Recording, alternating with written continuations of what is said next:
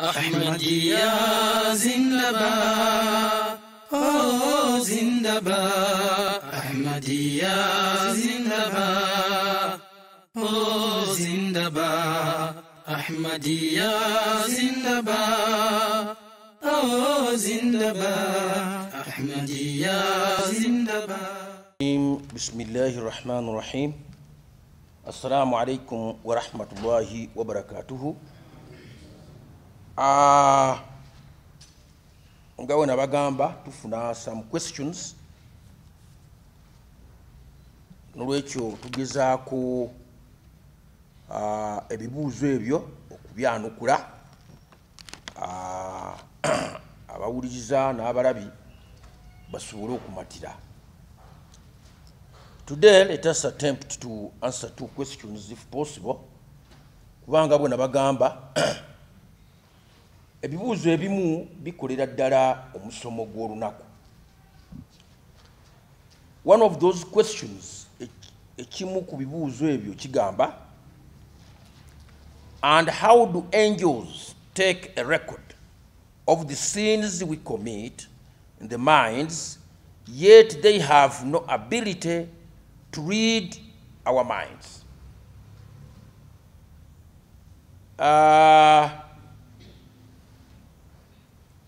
Kirabika nti ekibuuzo kino kisibuka mu aya nga 2 oba 3. Emu ku yo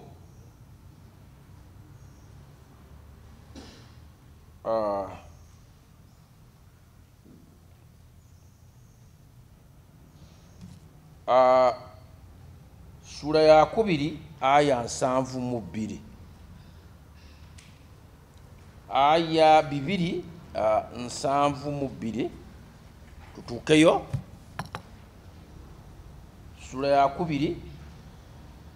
aya 2 7:2.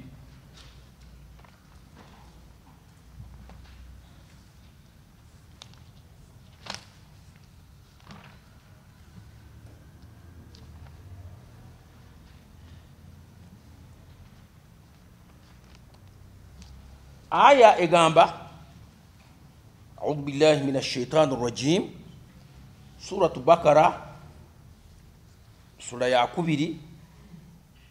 aya 7:2 egambye, a'udhu billahi minash shaitani rrajim, bismillahir rahmanir rahim.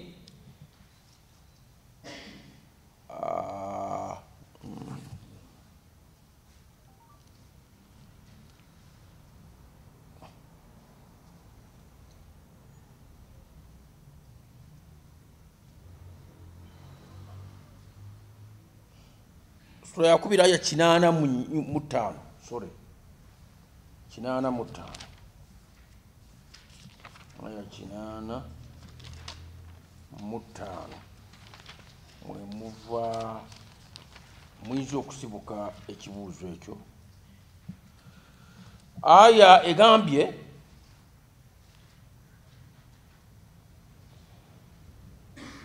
Bismillahir Rahmanir Rahim, lillahi ma fi samawati wa ma fil ard. Sura Bakara, sura ya 2 aya 285. Lillahi ma fi samawati wa ma fil ard, ebiri mu ggulu n'ebiri mu nsi byonna bya Allah. Wa in tubdu ma fi anfusikum aw tukhfuhu, niwe mubanga mwolese ebyo ebiri mu bifuba byammwe oba mu bikwese, yuhasibukum bihillah, ila Allah ajja kubibabalirako, bibeera ebirungi, amina, bwe bibeera ebibi, amina. Fayaghfiru liman yasha, bw'atyo nno alyoka asonyiwe oyo gw'aba asiimye, wa yu'adhibu man yasha, era abonereze oyo gw'aba asalidde. Wallahu ala kulli shay'in qadir, era ye Allah alina obuyinza ku buli kimu. Aya endala eyinza okuba nga yasibukamu ekibuuzo ekyo, suratu Yunus, sura Yunus ye tubaddeko ennaku ezo, aya 22, suratu Yunus, sura eye10, aya 22. Aya eyo egamba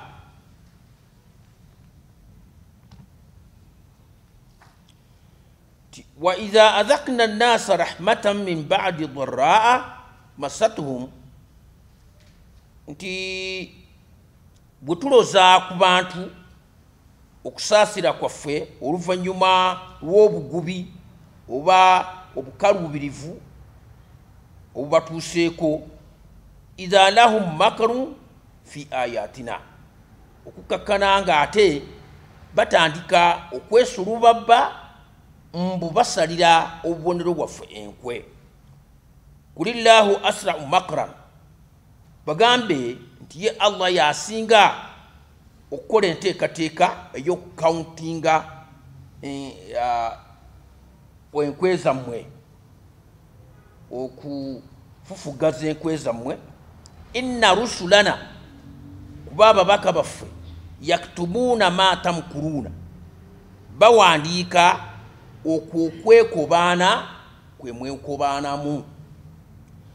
Aya endala eyinza okuba nga esibukamu ekibuuzo ekyo esangibwa mu sura 43, suratu Zukhruf, aya ya 81. Aya egamba, bismillahi rahmani rahim, am yahsabuna anna la nasma'u sirrahum wa najwahum, abaffe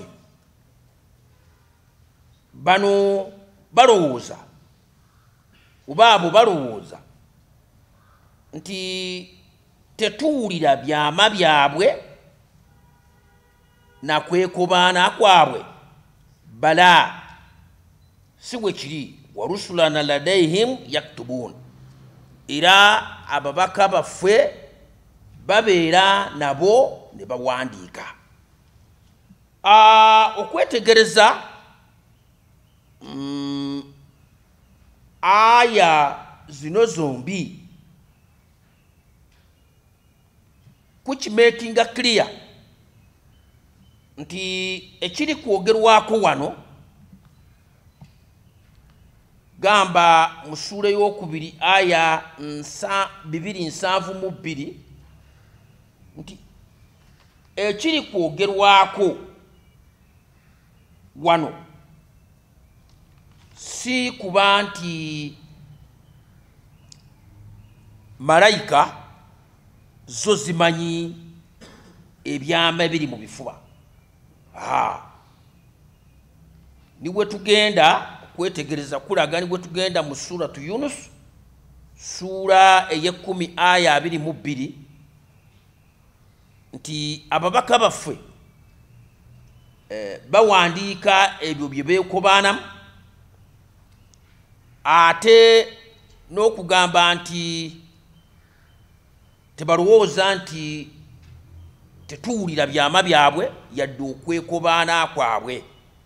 kubanga ababaka baffe bali nabo bawandiika. Kusinziira ku njigiriza ey'Ekiislamu, malayika Allah yaziteekawo nga zo zirekodinga ebikolwa ebyo ebiri zahiri n'ekigambo ekyo ky'oyogedde n'ekikolwa ekiba kivudde mu kulowooza kwo. Nti wobeera n'ekyama kyo mu kifuba ng'oli wekka n'okisirikira, yo malayika tekimanyi, naye ekyama ekyo bw'okissa mu nkola oba n'okibuulirako omulala nga malayika recordinga, oba w'osinziira ku ekyo n'obaako ne kyokola malayika nga recordinga. kwekobana tobuuza kubanga omuntu omu teyeekobana basaana okubanga bali babiri oba okusala enkwe omu tasobola kusala lukwe babeera bangi ekitegeeza baba bakola ebikolwa eyo malayika erekodinga wetukyalirako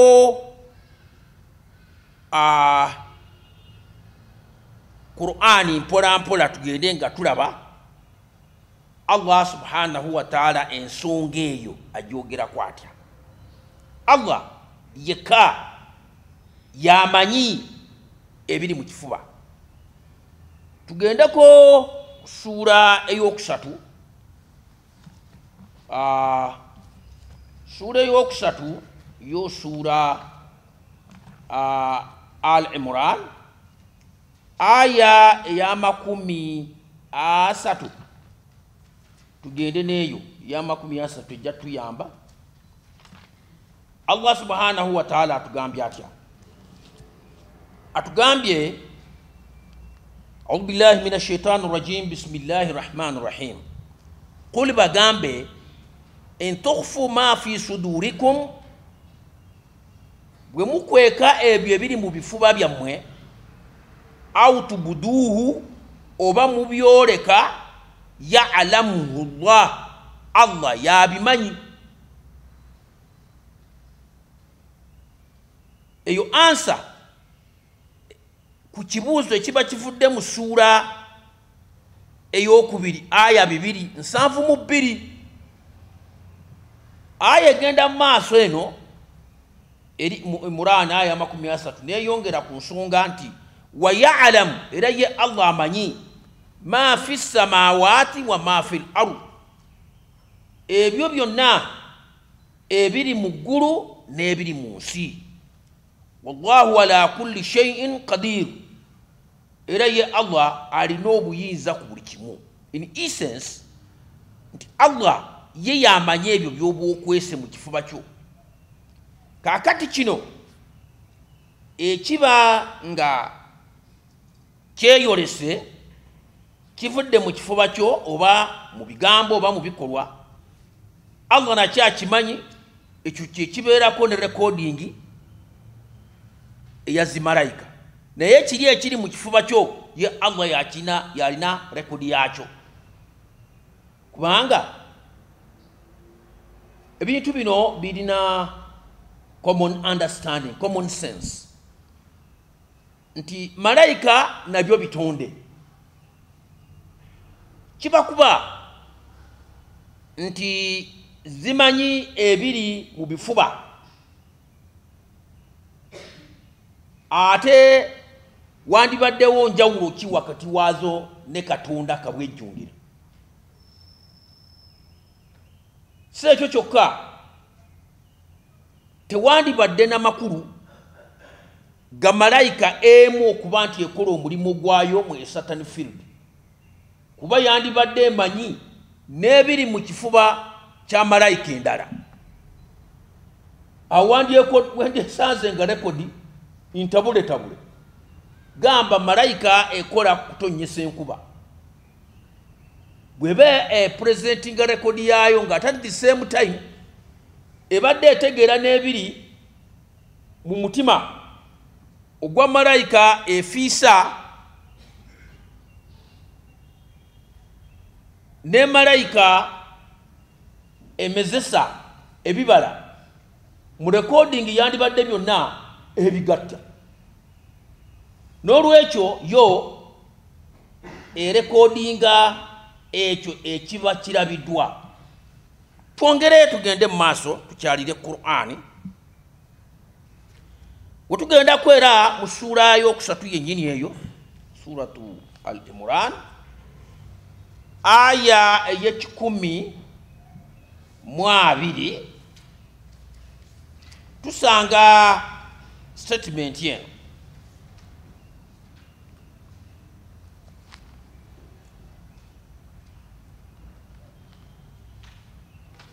egamba ha antum ulai tuhibbunahum wala yuhibbunakum mwabakiriza mumala gesiba ku batali bakkiriza mubalaga omukwano bo tebalina mukwano gwonna gwe bayinza kubalaga tebabaagala watuminuuna bilkitaabi kullihi kubanga mmwe enkola yammwe mukkiriza ekitabo kino Qur'ani kuva ku bisimi mpaka ku wannaasi kyonna mukikkiriza ebirimu bali mu kitabo kyabwe beerobozaamu bye bakkiriza ebirala ne babigaana ng'era Qur'ani gwe tunyonyola awala wa idha laquukum qaalu amanna bwe babasisinkana babawa impression nga bagamba nti tukkiriza wa idha khalawu naye muba muvuddewo oba bwe bavaawo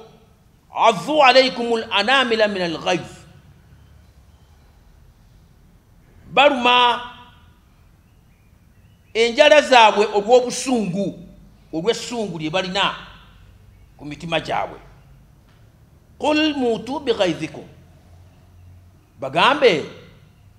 nti mufwe n'essungu lyammwe eryo ng'enjogera bwegamba nti mugende mwetugire ku munyaanya inna allaha alimun bidhati suduri kuba ye Allah yamanyi ebiri mu kifuba Allah yamanyi ebiri mu kifuba n'olwekyo punishment omuntu gy'afuna olw'okubeera n'endowooza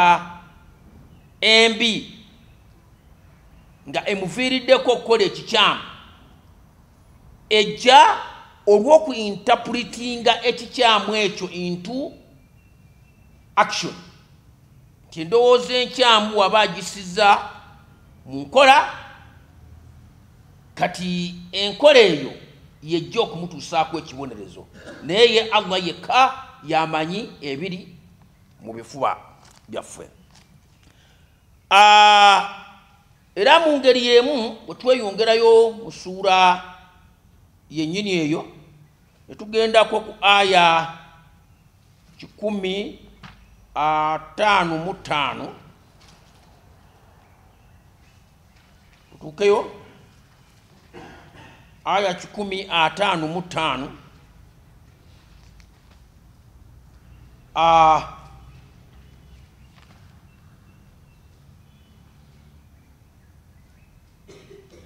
mu nkomerero yaayo kuba aya mpanvu mu nkomerero ya aya eyo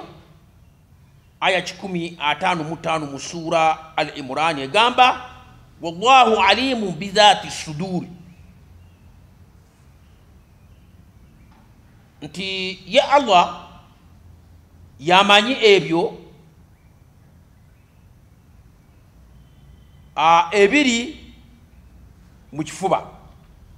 naye ku lw'obulungi bwa basomi katugisome anti webeera empanvu era eri kukola omusomo bismillahi rahmani rahim aya egamba thumma anzala alaykum min ba'di al-ghammi amanatan ate oluvannyuma lw'ennaku n'obuyinike n'okunyolwa Allah yabaleeterawo obukakkamu bw'emitima emirembe noasan ne mukwatibwa n'otulo wano aya ennyonnyola incident y'olutalo olumu olwalwanibwa abaisiraamu ne babeera ku bunkenke nga kirowoozebwa n'okulowoozebwa nti oba oli awo ne nabbi sallallahu alayhi wasallama olutalo alufiiriddemu katuvannyuma lw'ennaku eyo abakkiriza gye baalina kyamala ne kizuulibwa nti nabbi sallallahu alayhi wasallama mulamu tteke era tafudde akati amawulire ago gabaleetera obukakkamu n'okuwulira emirembe ne bassa ekikkowe mu kussa ekikkowe baafuna n'otulo oluvannyuma lw'okkulusana okwaliwo nga basiitaana n'abalabe nuasa yaghsha ta'ifatan minkum nga ekibinja ekimu kyo kyakwatibwa n'otulo ne basobola okukomba ku mpeke y'otulo oluvannyuma lw'okulusa n'okuwanvu wa ta'ifatun kad ahmamtum anfusuhum naye ate era yaliyo ekibinja ekirala kyali kirina ebirowoozo ebitali bituufu mu mitima gyabwe ekyo mukimanyi bulungi Abdullah bin Ubay bin Sulul yali raisul munafiqin yali omukulembeze bw'abanaafuusi nti mu lutalo olwo yasobola ate okuwugula bamasahaba abaali bagenze mu lutalo ne baleka nabbi sallallahu alaihi mu lutalo nti olw'okuba beemulugunya pulaani ebadde enfu wallahi omunaafuusi oyo kagwensonyi yawugula abakkiriza abaalimu olunaafuusi kumpi 300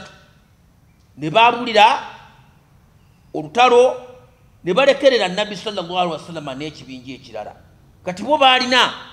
ebirowoozo byabwe nga bakozesebwa omunaafuusi Abdullah bin Ubay bin Salul yali alina endowooza y'okwegwanyiza ekitiibwa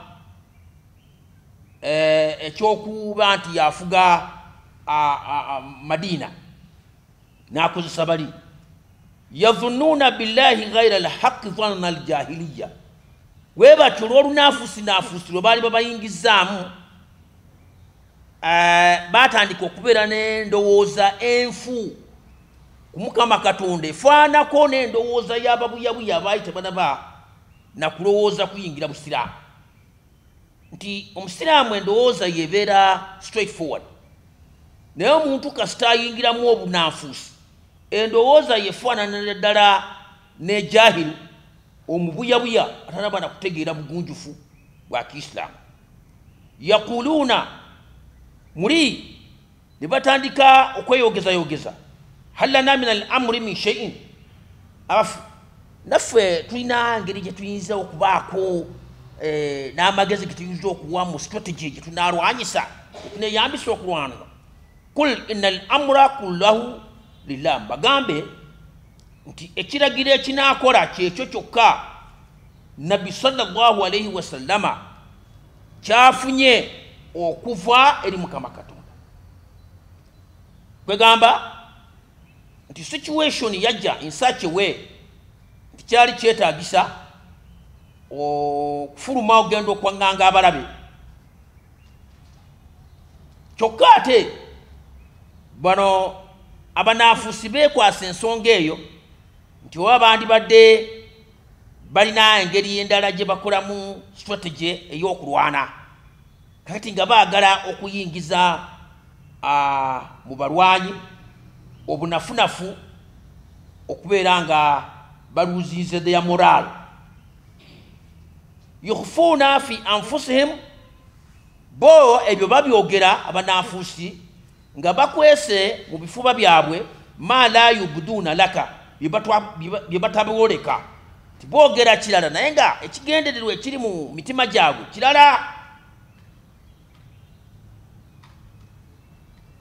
yukhfuuna fi anfusihim ma la yubduuna laka yaquluuna muli mu mitima bagamba law kaana lana min al-amri shay'un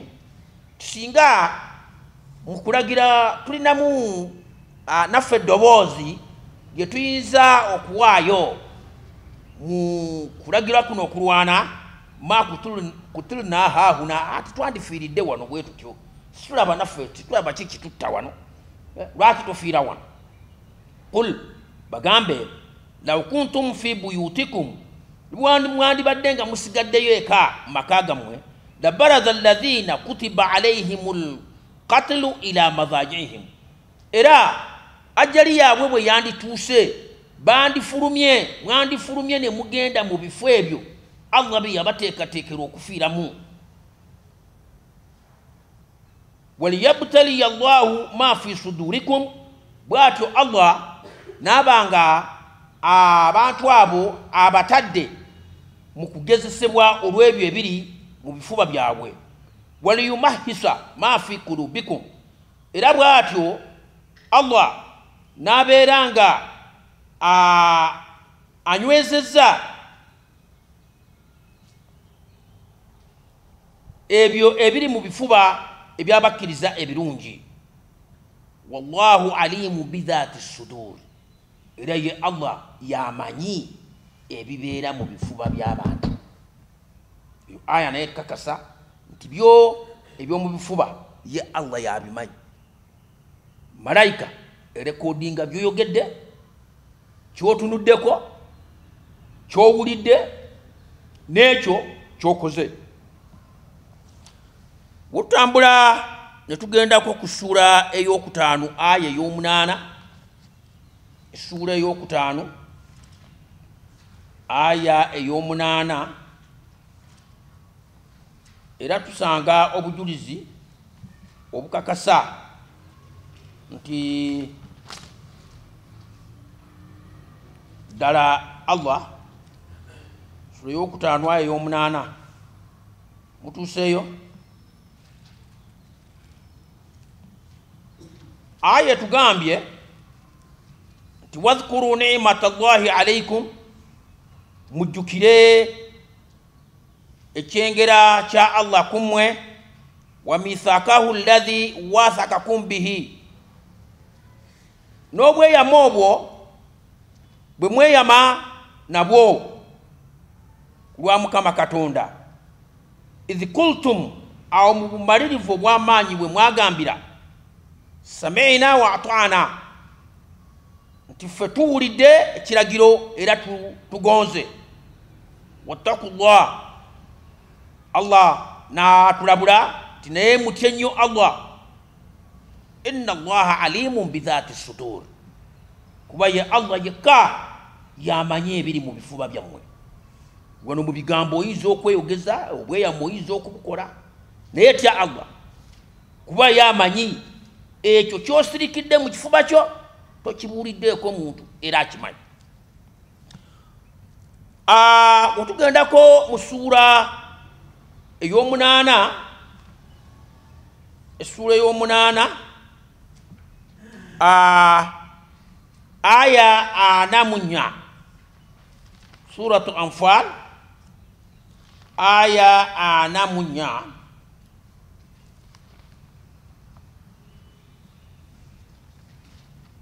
Allah atugamba idh yurikahumullahu fi manamika qalila, jukira awo Allah bwe yakulaga abalabe mutulo mu kirooto nga batono. Walaw arakahum kathira, abakulaganga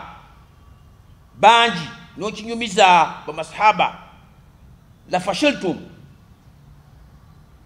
mwandinafuye. Walatanaza'tum fil amri, era mwanditandise n'okutotoogana ku biragiro ebyandibaweereddwa. Walakinna Allaha sallama, naye ku lwekyo Allah yaleetawo obutebenkevu mu bifuba byammwe, and you are moral stabilized, kwegamba obumalirivu bwammwe ne busigala nga bwesimbu, nga balaga nti kulaga Nabbi sallallahu alaihi wasallam mu kirooto nti abalabe batono, mulimu obubaka obulaga nti bagenda kubafufugaza. Innahu, wanga ye Allah, alimu bidhati sudur, yamanyi ebiri mu bifuba. Naam, wetugendako mu ssuura ey'ekumi, suratu Hud, ssuura ey'ekumi aya ey'omukaaga. Mutuukeyo.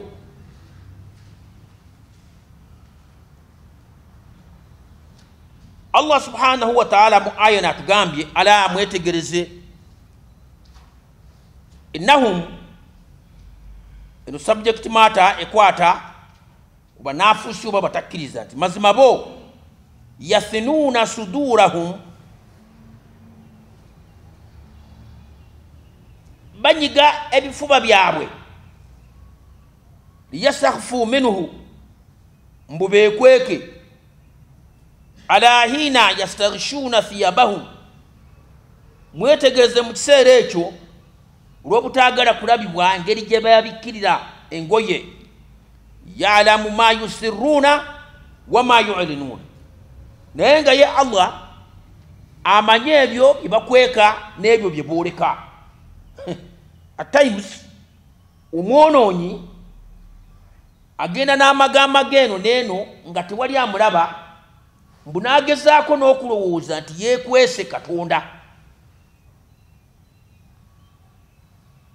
naye Allah subhanahu wa ta'ala atugamba nti ye amanyi omwonoonyi byaba akwese mu mutima gwe n'ebyo byaba ayolese innahu alimu bidhati sudur kubanga ye Allah amanyi n'ebyo ebiri mu bifuba innumu circumstance omumenyi w'amateeka agenda n'amagamaga olw'okuba talabaawo muntu mulala amulaba ye n'alowooza nti wali amulaba naye ekyo twakiraba mu ssomo lyaffe lino mu ssomo lyaffe erimu nti emikono gyo olususu lwo ebigere byo bijja kuwaako obujulizi si ekyo kyokka gwe woba olina weekwesa oba mu kasiko olina kyokola totunuulira ku bimera ebiri awo byonna byonna si bajuliza bagenda okulumiriza ebiwuka ebiri awo wonna wonna tebiri kulaba si bajuliza bagenda okulumiriza ku yaumul qiyama ebisolo bingi biri eyo ebikulabye biri ku byabyo naye ebikulabye era bijja kuwaako obujulizi naye olw'okuba omuntu amagamaga n'abanga alaba tewali muntu amulabye n'alowooza nti amalako kale kyetaagisa kutya Katonda wetugendako mu ssuura eya 28 banaye nabagambye nti ebibuuzo ebimu bikola ssomo ddamba ssuura 28 suratul Qasas aya ey'ensanvu atugambye atya atugambye nti wa rabbuka ya'lamu ma tukinnu suduruhum bagambe nti omulezi wo amanyi bulungi ebyo ebyekwese mu bifuba byabwe wama yu'linun n'ebyo byebooleka tugendako mu ssuura ya 29 ssuura 29 suratu Ankabut suratu Ankabut aya ya 11 etugambye bweti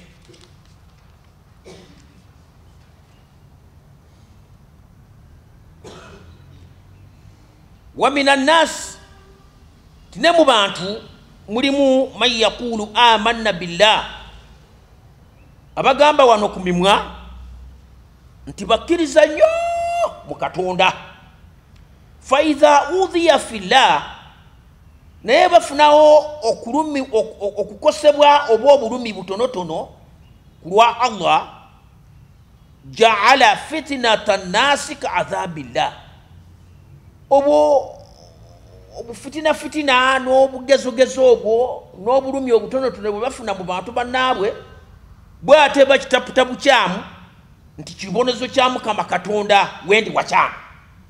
ng'omuntu asuubira nti bw'aba ali mu kubukkiriza olwo tajja kufuna kazibu konna tajja kufuna bulumi tajja kukola songa obulamu ni bw'obanga toyingidde mu bukkiriza n'omulala atali mukkiriza life is full of trials obulamu bujjudde ebikemo bingi mulimu abagoba ebyenfuna ne bafuna obuzibu balumizibwa bakosebwa banyagibwa balwazibwa n'abamu ne batuuka n'okuttibwa naye nga bali mu byanfuna abalala bali mu birala n'olwekyo obulamu bwe buti bwe buli okubeera mu bukkiriza tosaana kulowooza nti olw'okuba oli mukkiriza nnyo n'olwekyo tojja kutuusibwako kizibu n'akatono ekyo kiba kya bulimba bulamu bubeera mu all those trials n'abamu weebwa balowooza wano beeyogezayogeza mu bakkiriza naye olufuna okugezesebwa kutono nnyo n'olaba nga baterebukidde ddala Allah agenda mu maaso n'agamba wala in jaa nasru min rabbika naye efunyiseeyo obuyambi okuva eri omulezi bwo layakulunna inna kunna maakum awo banguwa mangu okubeesembereza nga bagamba nti naffe tubadde nammwe ekintu kino mukiraba nti we tubeera mu struggle okubaako ne kyetukola oba kuzimbanga okwo oba tuli kukola waqar amal oba tuli mu kusomesa abaana nga okwo kwegamba nga tuli kutakabana okubaako ne kyetukola okutwala obusiraamu mu maaso ebaayo abo ababeera ebbali nga muli batukontola bukontozi nga bagamba nti bye tuliko tebigasa naye olutuuka ku buwanguzi olaba buli omu ajja mbu abeere part of that success buli omu ayagala okweriranyisa obuwanguzi tukoze nnyo tukoze bulungi naye nga Kurani etugambye babadde wali bali nga bali ku kirala aya ekomekereza negamba awalaisa Allahu bi'alama bima fi suduril alamina abaffe Katonda si asinga okumanya ebyo ebiri mu bifuba ebyebitonde byonna nti Allah okumanya ebiri mu bifuba tekikoma kuggwe muntu wabula Allah amanyi ekiri mu kifuba ekyenkukunyi ekyakasirikitu ekya akarolo ekinyonyi endogoyi omusota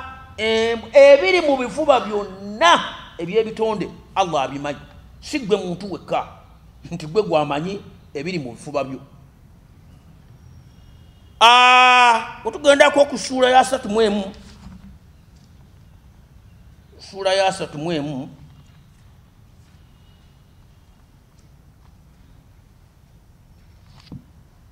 sura ya 31 sana kuba suratul Luqman aya 24 aya 24 Allah subhanahu wa ta'ala atugamba wano nti waman kafara eroyo atasima byengera bya Mukama Katonda n'akafuwala fala yahzunka kufruhu obutakkiriza bwe n'obutasiima we Katonda byamukolera tebisaana kukunakuwaza gwe mutume ilayna marji'uhum kubanga gye tuli yeri obuddiro bwabwe falunabbihum bima amilu tugenda kubannyonnyola buli kamu konna ke baakolanga inna Allaha alimun bidhati sudur kuba ye Allah yamanyi ebiri mu bifuba ebyebitonde mu ngeri emu wetugendako mu sura eya 35 suratu Fatir aya ya 39 aya eya 39 bana bange mutukeyo Allah subhanahu wa ta'ala atugambye inna Allaha alimu ghaibi samawati wal ard nti Allah yamanyi ebyenkiso ebikukuliddwa mu ggulu ne mu nsi twaraba wali nti sifefeka ebitonde wabula ne mu bwangula Allah yamansa ebitonde biyitirivu buli kitonde we kiri wonna mu bwengula ne ku nsi kuno Allah amanyi ebyo ebikusiddwa ebikukuliddwa nebyekwese. Innahu kubanga ye alimu bidhati suduri amanyi ebyo ebiri mu bifuba. Wetugendako ku sura eya 39, sura eya 39, suratu Zumar, aya ey'omunana, Allah subhanahu wa ta'ala atugamba intakfuru nti wemusalawo okukafuwala nimwegana obusiraamu nimwegana nabbi sallallahu alayhi wa sallama nimwegana Katonda fa inna Allaha ghaniyun ankum, ye Allah yemalirira talina bwetaavu gye muli. Oli aleme kulowooza nti bwakkiriza olwo aba ayongedde ku kitiibwa kya Katonda ekintu kyonna, oba bw'atakkiriza nti aba akendeezezza Katonda ekintu kyonna. Wala yarullah liibadihi lkufra, wabula ye Allah tasiima kulaba nti ate abaddu be abamaze okwerangirira nti bakkiriza ate balikola ebyekikafiiri. Ekyo Allah tekimusanyusa, kimunyiiza. Era ensonga lwaki mulaba abo abatali bakkiriza balina ebintu bingi bye bakola mu butakkiriza bwabwe. wayadharuhum fi tughyanihim ya'mahuna, Allah n'abaleka mu buyabuya bwabwe ne bagunaawuna. Naye ate omukkiriza bwe yeetantala amaze okukkiriza n'ayingira mu bwesige bwa Mukama Katonda, ate ye bw'amenya amateeka Allah amubonereza bubi nnyo. Kuba naawe tiwandibadde na mukwano gwokkaanya naye ahe n'abanga ate akuliddemu olukwe, toyinza kumusanyukira. N'olwekyo Allah tekimusanyusa okulaba nti abaddu be ate bayingirirwa endowooza n'enkola ey'ekikafiiri. Wa in tashkuru yarallahu lakum, we musiima ye Allah abasanyukira.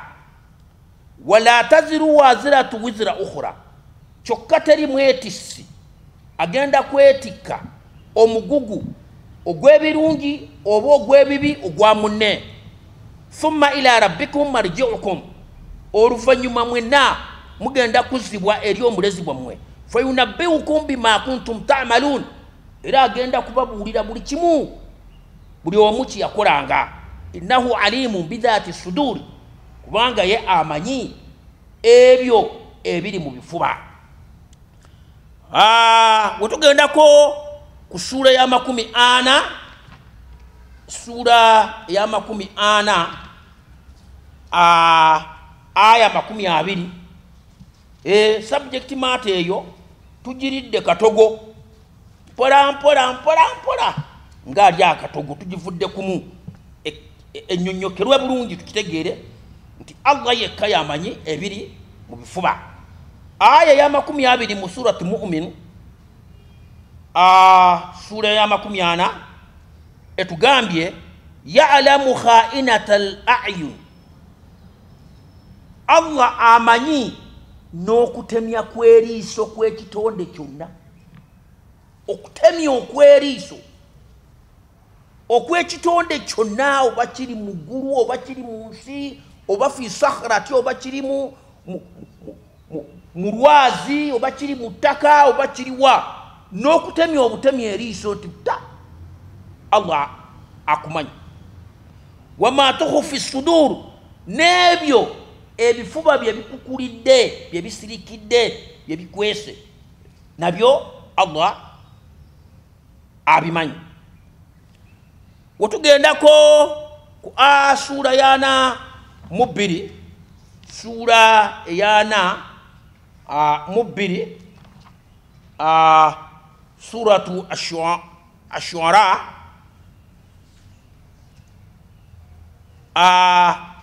aya y'ekinana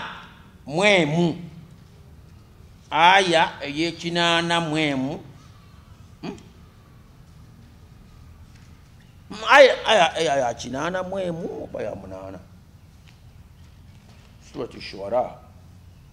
ekyo ndowooza mu recording kya twakikwata bulungi. Tugende mu ssuula ya 57. Tugendeko mu ssuula ya 57 eyo tujja giclarifyinga inshallah. 57 ssuula ya 57 aya ey'omusanvu. Sura 57 suratu Al-Hadid aya ey'omusanvu atugambye yuliju layla fi nahar, ya Allah yayingiza ekiro mu musana, gubadde musana ekiro ekiyingirawo. Wa yuliju nahara fi layl, ate nayingiza emisana mu kiro, kibadde kiro obudde ne bukya kitangala ne kijja. Wa huwa alimun bidhati sudur, era ye yamanyi n'ebyo ebiri mu bifuba. Allah yamanyi ebyo ebiri mu bifuba. Tugendeko mu sura ey'enkaaga mu nnya, sura ey'enkaaga mu nnya, sura ey'enkaaga mu nnya, suratu Taghabun, suratu Taghabun aya ey'okutaano, aya etugambye ya'lamu ma fi samawati wal ard, amanyi byonna mu bujjuvu ebiri mu ggulu n'ebiri mu nsi. Wa ya'lamu ma tusirruuna wa ma tu'linuuna, era amanyi ebyo bye musirikira n'ebyo bye mwoleka. Wallahu alimun bidhati sudur, era ye Allah yamanyi ebiri mu bifuba. Finally tugendeko mu sura y'enkaaga mu musanvu, sura y'enkaaga mu musanvu aya ey'ekkumi n'ennya.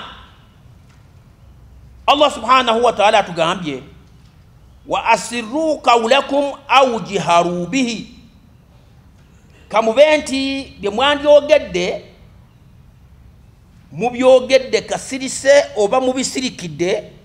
oba mubyolese ne mubyogera lwatu ne mubyasanguza. Innahu alimun bidhati sudur, ye Allah yekka yamanyi ebiri mu bifuba. Kibuuzo ekyo alhamdulillah kikoze omusomo gwaffe gw'olwaleero, naye tuvuddemu nga tukakasizza era nga obukkiriza bwaffe bweyongedde ku Katonda ffe gwe tukkiririzaamu, si Katonda gwe bapaatikako bwa Katonda nga tamanyi na biki bimwetoolodde, tamanyi biki bigenda mu maaso, tamanyi biki bigenda kumutuusibwako, n'atuuka n'okulaajana. Ffe Allah waffe Katonda omutuufu gwe tusinza